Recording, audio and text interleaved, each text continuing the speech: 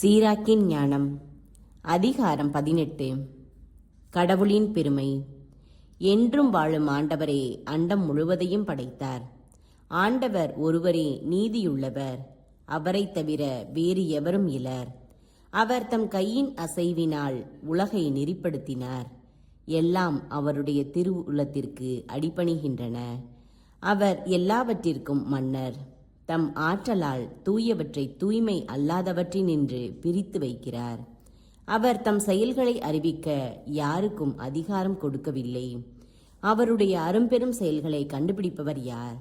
அவரது பேராற்றலை எவரால் அளவிட்டு கூற முடியும்? அவரது இரக்கத்தை எவரால் முழுவதும் விரித்துரைக்க இயலும்? ஆண்டவரின் வியத்தகு செயல்களை குறைக்கவோ கூட்டவோ எவராலும் முடியாது. அவற்றை ஆழ்ந்தறிய எவராலும் இயலாது. மனிதர் அவற்றை கண்டுணர்ந்து விட்டதாக எண்ணும்போதுதான் கண்டுணரவே தொடங்குகின்றனர். அவற்றை கண்டுணர்ந்து முடிக்கும்போது மேலும் குழப்பமடைகின்றனர். மனிதரின் சிறுமை. மனிதர் என்போர் யார்? அவர்களால் ஏற்படும் நன்மைகள் என்ன? அவர்களிடம் இருக்கும் நன்மைகள் யாவை? தீமைகள் யாவை? மனிதருடைய வாழ்நாள்களின் எண்ணிக்கை கூடிப்போனால் 100 ஆண்டுகள் நித்தியத்தோடு ஒப்பிடும்போது அந்த சில ஆண்டுகள் கடல் நீரில் ஒரு துளி போன்றவை, கடல் மணலில் ஒரு துகள் போன்றவை. இதனால்தான் ஆண்டவர் அவர்கள் மீது பொறுமையுடன் இருக்கிறார். தம் இரக்கத்தை அவர்கள் மீது பொழிகிறார். அவர்களின் அழிவு இறங்கத்தக்கது என அவர் கண்டறிகிறார். அளவுக்கு மிகுதியாகவே அவர்களை மன்னிக்கிறார். மனிதர் அடுத்திருப்பவருக்கே இரக்கம் காட்டுகின்றனர்.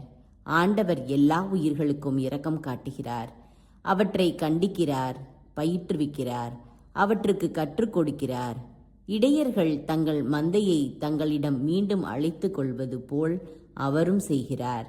தாம் அளிக்கும் நற்பயிற்சியை ஏற்றுக்கொள்வோர் மீதும் தம் தீர்ப்புகளை ஆர்வத்துடன் தேடுவோர் மீதும் இரக்கம் காட்டுகிறார்.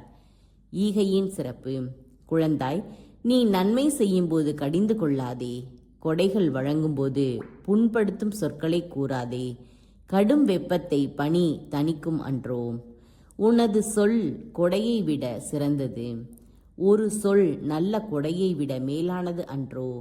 கனிவுள்ள மனிதரிடம் இவ்விரண்டுமே காணப்படும். அறிவிழிகள் கடும் சொல் கூறுவார்கள். மனம் ஒப்பாது கொடுக்கும் ஈகை அதனை பெறுவோருக்கு எரிச்சலையே கொடுக்கும். சிந்தனையும் உண்மதியும். கற்றபின் பேசு. நோய் வருமுன் உடல் நலம் பேணு. ஆண்டவரின் தீர்ப்பு வருமுன் உன்னையே ஆராய்ந்து பார். கடவுள் சந்திக்க வரும் நாளில் நீ மன்னிப்பு பெறுவாய்.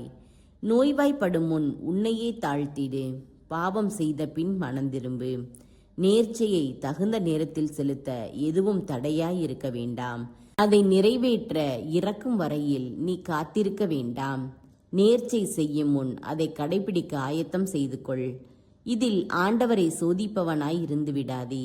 இறுதி நாளில் வரவிருக்கும் அவரது சீற்றத்தை நினைவில் கொள். அவர் தம் முகத்தை திருப்பிக் கொண்டு பழிவாங்கும் நேரத்தையும் எண்ணிப்பார். நீ உண்டு நிறைவுற்றிருக்கும் போது பட்டினி கிடந்த காலத்தை நினைவில் கொள்.